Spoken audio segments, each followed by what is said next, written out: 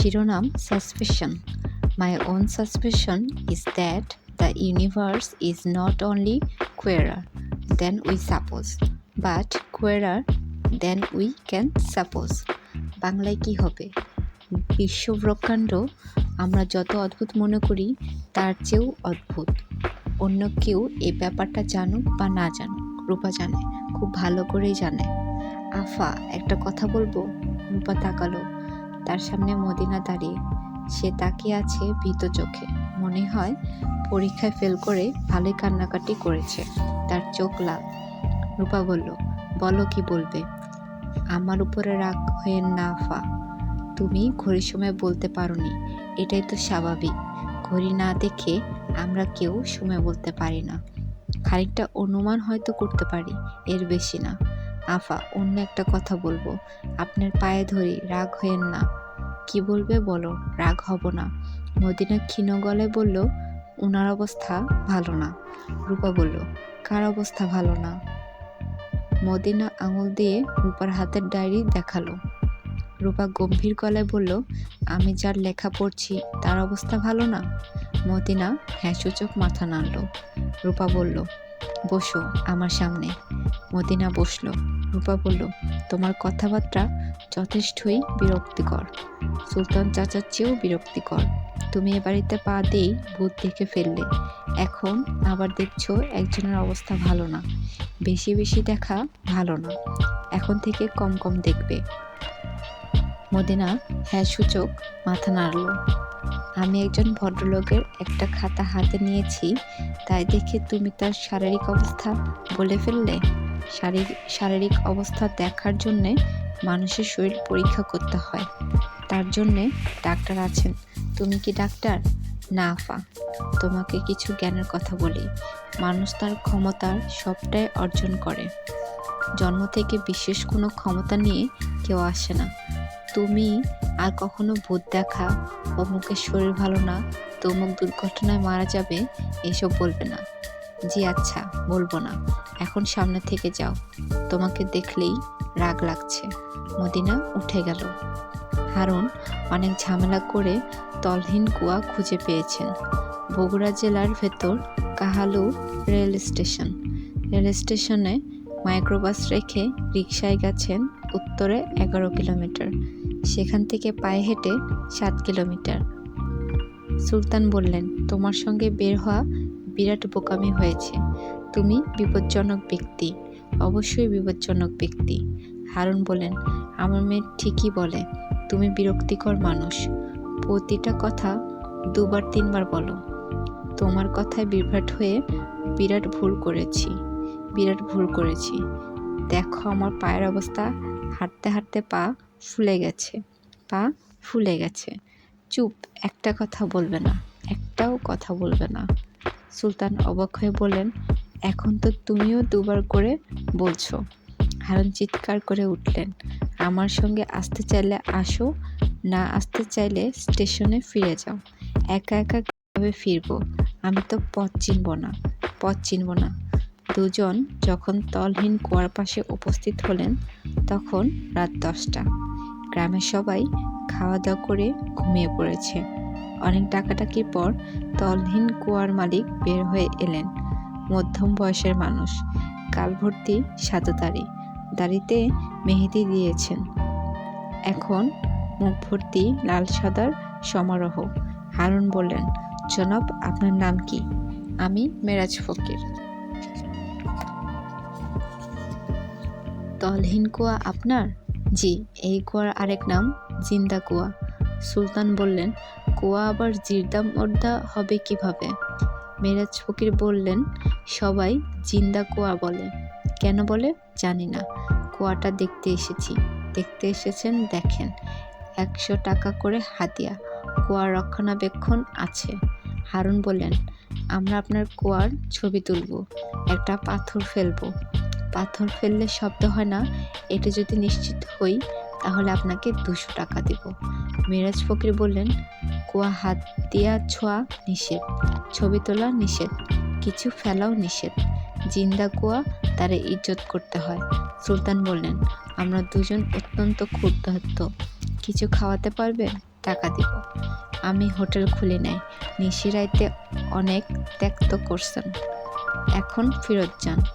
ফেরার পথে হারুনের সঙ্গে সুলতানের বন্ধু বিচ্ছেদ হয়ে গেল।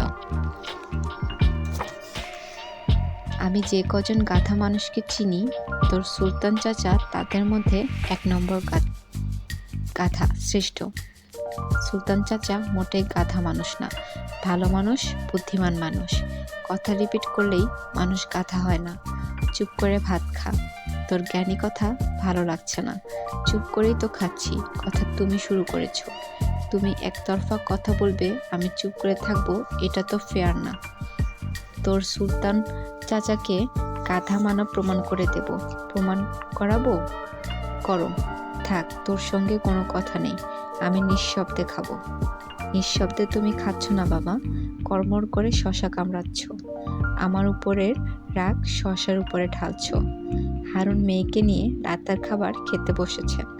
খাবার সময় হালকা গল্পগুজব করতে তিনি পছন্দ করেন।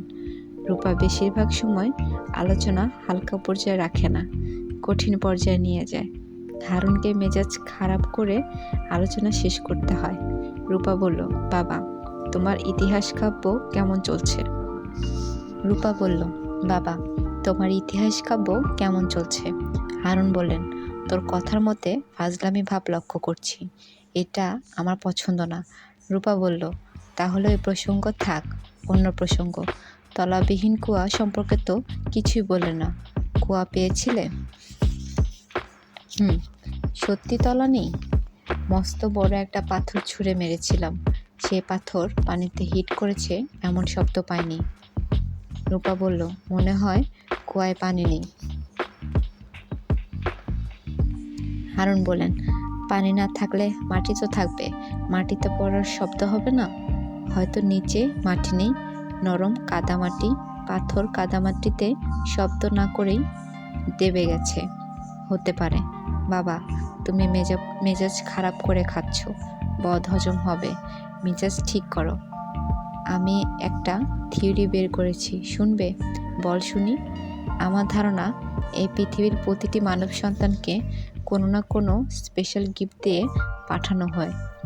বেশিরভাগ মানুষই তাদের এই গিফট সম্পর্কে জানে না। তোমার ঘড়ি বালিকা ঘড়ি না দেখে সময় বলতে পারে, তার মতো আমিও হয়তো কিছু পারি, তুমিও পারো, যদিও এখন কোনো কারণে পারছো না। হারুন কিছু বললেন না। রূপা বলল, বাবা, তুমি কি গিফট নিয়ে এসেছো বলে তোমার ধারণা? আমি কোনো গিফট নিয়ে আসিনি। অবশ্যই এসেছো, চিন্তা করে বলো। হারুন কিছুক্ষণ চুপ থেকে বললেন, কোনো কারণ ছাড়া মানুষকে বৈরী করার ক্ষমতা নিয়ে আমি পৃথিবীতে এসেছি। এটি আমার স্পেশাল গিফট। উদাহরণ হলো তোর মা। আমি এমন কি করেছি যে সে আমাকে ছেড়ে চলে গেল? তুই একটা কারণ দেখা, সে কেন গেছে? রূপা বলল, মানুষ হিসেবে তুমি খুবই প্রেডিক্টেবল। কোন কাজের পর তুমি কোন কাজ করবে তা আগে থেকে বলে দেওয়া যায়। প্রেডিক্টেবল মানুষ হলো যন্ত্রের মতো। মেয়েরা যন্ত্রমানব পছন্দ করে না। মা এই জন্যই তোমাকে ছেড়ে চলে গেছে এবং ভালো করেছে। হারুন বললেন, যার কাছে গেছে সে খুব আনপ্রেডিক্টেবল? সে তো চশমার চোখে ছাগল ছাড়া কিছু না।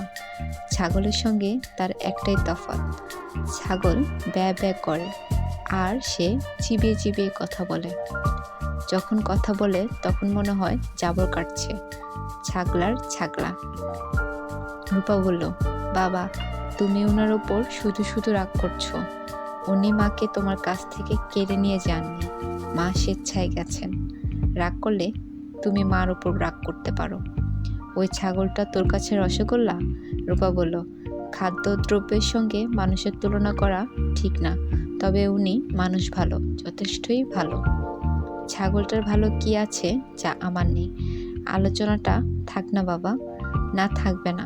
আমি শুনতে চাচ্ছি তোর কাছে ছাগলটা কিভাবে মহামানব হয়ে গেল। বাবা, তুমি প্রচণ্ড রেগে গেছো।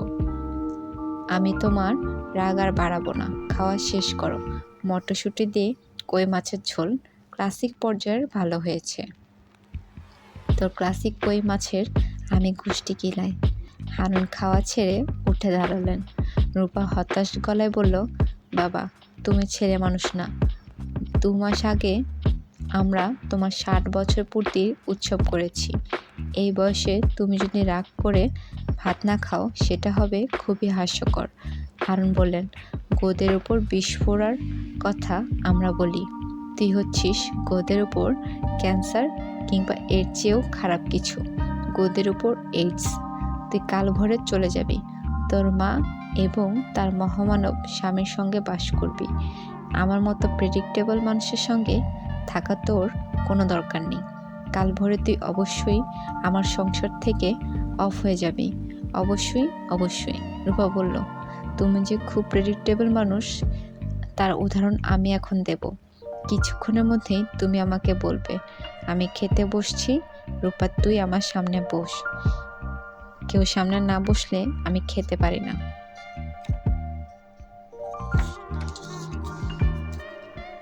হারুন বললেন, এমন কথা আমি যদি বলি তাহলে আমি মানুষ জাতি কেউ না। আমি কুকুর প্রজাতির। ভালো জাতের কুকুরও না, দেশি নেকড়ি কুকড়া। আমি কুকুর প্রজাতির, ভালো জাতের কুকুরও না, দেশি নেড়ি কুত্তা। হারুন টেবিল থেকে কফি মগ তুলে দেয়ালে ছুঁড়ে মারলেন। কফি মগটা রূপার ছোটবেলার এবং খুবই পছন্দের। স্কুলের ড্রেস অ্যাজ ইউ লাইক টোকাই মেয়ে সেজে পেয়েছিল। টোকাই রূপার বড় বাঁধানো ছবি তাদের বাসায় ছিল। রূপার মা বাড়ি ছেড়ে যাবার সময় ছবিটা সঙ্গে নিয়ে গেছেন। হারুন মেয়ের দিকে তাকিয়ে বললেন, এখন শিক্ষা হয়েছে? রূপা বলল, হয়েছে। আজকের ডিনার আমার জন্যে বিশেষ শিক্ষা সফর। হারুন বললেন, এত কিছুর পরেও তুই হাসি মুখে খাওয়া দাওয়া করতে পারছিস? রূপা বলল, পারছি। তোমার মেজাজ খারাপ হয়েছে, আমার তো হয়নি। ক্লাসিক কই মাছের ঝোলের পুরো বাটি আমি শেষ করব। তুমি রাতে কোনো সময় না কোনো সময় খেতে আসবে, তখন দেখবে কই মাছের বাটি খালি। ভ্যারভ্যারানি বন্ধ কর, ফাজিল মেয়ে। রূপা বাবার দিকে তাকিয়ে হাসল। হারুন দোতলায় উঠে গেলেন। মলিনা কফি মগের ভাঙার টুকরা তুলতে তুলতে বলল, খালুজান আইস ভেজাই রাখছে। অবশ্য পুরুষ মানুষের রাগ ভালো জিনিস। মেনা বিলাইয়ের মতো পুরুষ কোনো কামের না। নারী চিনি লাজে, পুরুষ চিনি রাগে। রূপা বলল, কথা কম বলো মলিনা, তোমার কথার যন্ত্রণায় আমি অস্থির। মলিনা বলল, আপনি আমার কথার যন্ত্রণায় অস্থির আর আমি অস্থির মদিনার কথার যন্ত্রণায়। এই মেয়ে রাইতে ঘুমায় না, খালি কথা কয়। কার সাথে কথা বলে? আমি বললে তো বিশ্বাস যাবেন না। সে কথা কয় ভূতের সাথে। এই বাড়িতে নাকি একটা ভূত আছে। ভূতটার সাথে মদিনা গফ করে। আমি তারে বলেছি, আমার লগে রাইতে থাকবা না, আফার সাথে গিয়া থাকো। আফাও শুনুক তোমার ভূতের গফ। আমি একলা শুনবো কোন দুঃখে? রূপা বলল, মদিনাকে থাকতে বলো আমার সঙ্গে, আমার অসুবিধা নাই। মদিনা বলল, বুঝতে না পা, হ্যাঁ ভূতের সাথে গফ করে। ভূত তো 2-1টা কথা বলবে, আমি ভূতের কথা কিছু শুনি না। মদিনা একলাই কথা কয়। মায়াটা পাগল, তার মাথা কামাইয়া তালুতে পাগলের তেল দিলে ভালো হয়। আমাদের অঞ্চলের বশির কবিরাজ পাগলের তেল বেচে 50 টাকা বোতল। 2 বোতল একত্রে কিনলে 85 টাকা, 15 টাকা কমিশন। রূপা নিজের ঘরের দিকে রওনা হলো। মলিনার কথার হাত থেকে বাঁচার একটাই উপায়, সামনে থেকে সরে যাওয়া। মদিনা বিছানা বালিশ নিয়ে রূপার সঙ্গে ঘুমোতে এসেছে। মেঝেতে বিছানা করে শুয়েছে। রূপার একবার মনে হলো মেয়েটাকে বলে, মদিনা, মেঝেতে শোবার দরকার নেই, এসো খাটে উঠে এসো, আমার সঙ্গে শো। আমরা দুজনই মহাশক্তিধর মানব প্রজাতির অংশ। টাকা পয়সা নামক একটি বিষয়ের কারণে আমরা আলাদা হয়ে গেছি। টাকা পয়সার বিষয়টা অন্য কোনো প্রজাতির মধ্যে নেই বলে তারা আলাদা হয়নি। রূপা বলল, তোমার ভূতটার কি অবস্থা? ভূত এখনো দেখো? দেখি, আপনার ঘরে খাড়াই আসছিল, আমারে দেখা চলে গেছে। তোমাকে ভয় পায়? জি না। তো হ্যাঁ আমার উপরে নারাজ। নারাজ কেন? আমি তারে দেখতে পারি, এই জন্যে হ্যাঁ নারাজ। হ্যাঁ চায় না কেউ তারে দেখুক। রূপা গায়ে চাদর টানতে টানতে বলল, তোমার মাথায় সমস্যা আছে। তোমাকে আমি একজন ভালো ডাক্তারের কাছে নিয়ে যাব। ডাক্তার তোমার চিকিৎসা করবে। এখন ঘুমাও। দরজায় টোকা পড়ছে। রূপা বলল, কে? হারুন বললেন, রূপা মা, ভাত খেতে যাচ্ছি, তুই এসে বস। তুই না বসলে খেতে পারবো না। ক্ষুধায় অস্থির হয়েছো বাবা? ক্ষুধায় অস্থির হয়েছো বাবা? হুম। রূপা বলল, তুমি টেবিলে যাও, আমি আসছি। মদিনা চাপা গলায় বলল, আফা, আপনার পিতা খুবই ভালো মানুষ। আমি এমন ভালো মানুষ দেখি নাই। হারুন আগ্রহ করে খাচ্ছেন। তার বাবা সে রূপা বসেছে, সে বাবার খাওয়া দেখছে। তার মুখ হাসি হাসি। হারুন বললেন, আমি ডিসিশন নিয়েছি, এখন থেকে আনপ্রেডিক্টেবল সব কর্মকাণ্ড করব। রূপা বলল, ভালো তো। এই বয়সে আমার বিয়ে করাটা হবে সবচেয়ে আনপ্রেডিক্টেবল ঘটনা। বিয়ে করবে ঠিক করেছ? হ্যাঁ, পত্রিকায় বিজ্ঞাপন দিয়ে পাত্রী খুঁজব, তারপর ধুমধাম করে বিয়ে। আমি ঠাট্টা করছি না, আমি সিরিয়াস। রূপা বলল, সত্যি সত্যি তুমি যদি বিয়ে করো তাহলে ভালোই হবে। তুমি মোটামুটি নিঃসঙ্গ একজন মানুষ। বিয়ে করলে সার্বক্ষণিক সঙ্গী পাবে। পীর ফকিরের সন্ধানে যখন যাবে, নতুন মা তোমার সঙ্গে যাবে। তাকে মা ডাকবি? কেন ডাকবো না? তোর মা যে মহামানবকে বিয়ে করেছে, তাকে কি তুই বাবা ডাকিস? না। তাহলে আমি যাকে বিয়ে করব তাকে মা ডাকবি কোন লজিকে? বাবা ডাকা অত্যন্ত কঠিন ব্যাপার, মা ডাকা সহজ। বাবা ডাকা কঠিন কেন? জানি না কেন। হারুন বললেন, নবীজির একটা হাদিস আছে। নবীজি বলেছেন, আল্লাহর পরে আমি যদি আর কাউকে সিজদা করার হুকুম দিতাম, সে হতো বাবা।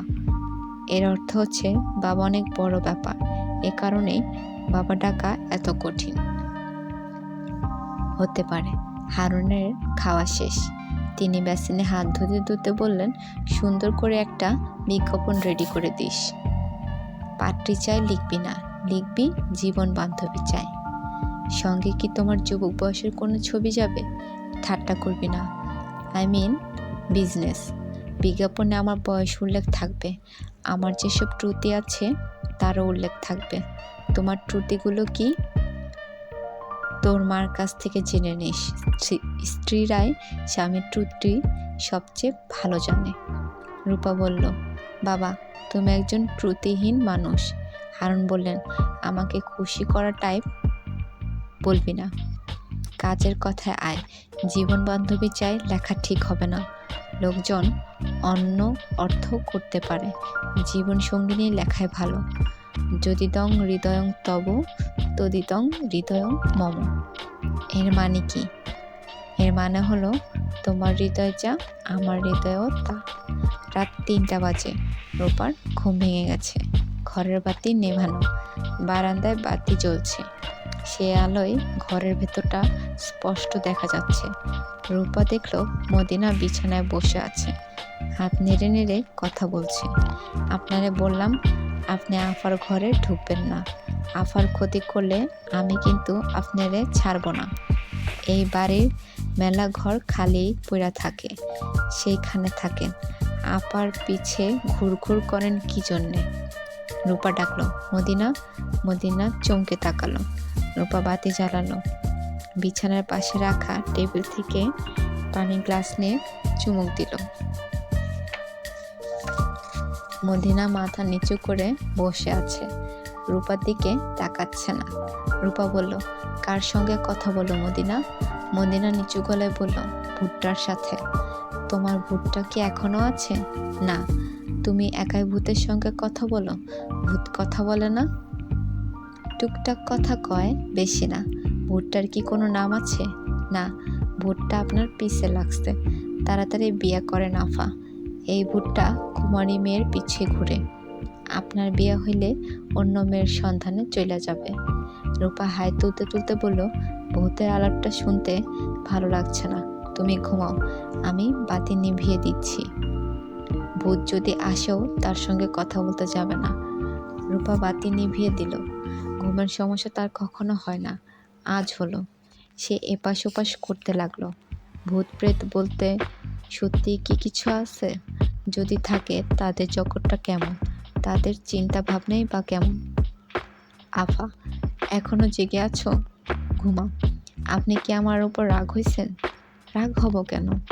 আমি যে একজনের বিষয়ে বলেছি ওনার অবস্থা ভালো না। রূপা বলল, যা মনে আসে তাই বলে ফেলা ঠিক না। আফা, আমি মিথ্যা বলি নাই। অনেক সময় আমরা ভাবি সত্য কথা বলছি, আসলে তা না। ওনার শরীরে নীল রঙের চাদর, নাকের নল আমি পরিষ্কার দেখলাম। কখন দেখলে? এই কিছুক্ষণ আগে। ওনার মাথার কাছে একটা ঘড়ি আছে, ঘড়িতে 3টা 20 বাজে। ঠিক আছে, এখন ঘুমাও। আমি ঘড়ির সময় কিভাবে দেখি আপনারে বলবো। না, বকবকানি বন্ধ। এক মলিনাকে নিয়ে কুল পাচ্ছি না, তুমি হয়েছ দ্বিতীয় মলিনা। ঘুমাও। মদিনা ক্ষীণ স্বরে বলল, মনে করেন আপনি আমারে বললেন, মদিনা কয়টা বাজে? ঘর অন্ধকার, আমি কিছু দেখতেছি না, কিন্তু চোখ বন্ধ করলেই এই বাড়ির যে কোনো একটা ঘড়ি দেখব। আপা, আমার মনে হয় আমার বিরাট কোনো অসুখ আছে। রূপা বলল, আমারও তাই ধারণা। এখন আর কথা না। রাত 3টা 25 রাশেদকে ইন্টেন্সিভ কেয়ার ইউনিটে নিয়ে যাওয়া হচ্ছে। তার লাংসের কার্যক্ষমতা সর্বনিম্ন পর্যায়ে নেমে গেছে। কৃত্রিম যন্ত্রে ফুসফুসে অক্সিজেন দেওয়ার ব্যবস্থা করতে হবে। সকালের আগে তা করা যাচ্ছে না। সকাল পর্যন্ত সময়টা রাশেদকে নিজের উপর টিকে থাকতে হবে। রাশেদের মনে হচ্ছে ট্রেনে করে সে যাচ্ছে। ট্রেনটা টানেলের ভেতর ঢুকেছে। টানেলের ভেতর সারি সারি হলুদ আলো, টানেলের দুপাশে ছোট ছোট ঘর। রাশেদ বিড়বিড় করে বলল, রেলগাড়ি ঝমাঝম, পা পিছলে আলোর দাম, স্টেশনের মিষ্টিকুল, শখের বাগান, গোলাম ফুল। গোলাম ফুলটা আবার কি? গোলাপ ফুল হবার কথা না। সে আবারও ছড়াটা বলল। গোলাপ ফুলের জায়গায় আবারও গোলাম ফুল হয়ে গেল। এতক্ষণ সে ট্রেনে যাচ্ছিল, হঠাৎ দেখলো ট্রেনটা হাসপাতালের ট্রলি হয়ে গেছে। ট্রলি ঠেলছে রূপা ব্যানার্জি। তার গায়ে রাতে শোবার পাতলা পোশাক, শরীর দেখা যাচ্ছে। তার ঠোঁটে সিগারেট, সে ধোঁয়া ফেলছে রাশেদের মুখে। সিগারেটের ধোঁয়ায় রাশেদের গা গোলাচ্ছে। রূপা ব্যানার্জি বলল, তুমি কি ভেবেছিলে আমাকে ছেড়ে পালিয়ে যাবে? পালাতে পেরেছ? না। মাইকেল মধুসূদনের কবিতা শুনবে? না। আহা, শোনো না। জলধির অতল সলিলে পশিস যদিও তুই, পশিব সে দেশে। এর অর্থ হচ্ছে, সাগরের নিচে লুকিয়ে থাকলেও আমি তোমাকে খুঁজে বের করব। তুমি যে মারা যাচ্ছ এটা বুঝতে পারছো? কি মজার কথা। মারা যাবার কথা ছিল আমার। আমি ঠিকই বেঁচে আছি, তুমি মরে যাচ্ছ। তোমার কবরে কি এপিটাফ হবে তুমি চিন্তা করেছ? না। আমি একটা বলবো? বলো। তোমার কবরে লেখা থাকবে, পাখি উড়ে গেছে। আচ্ছা, কালো গ্রানাইট পাথরে সাদা অক্ষরে লেখা। সেখানে উড়ন্ত একটা পাখির ছবিও থাকবে। তোমার কি পাখি পছন্দ? ঘুঘু পাখি। আচ্ছা ঠিক আছে, ঘুঘু পাখিই থাকবে। পাখিটার নিচে লেখা থাকবে, বারবার ঘুঘু তুমি খেয়ে যাও ধান, হি হি হি। রূপা ব্যানার্জি শব্দ করে হাসছে। সে একা হাসছে না, আরো অনেকেই হাসছে। যারা হাসছে তারা কি সবাই ট্রেনের যাত্রী? ট্রেন থেমে আছে কেন?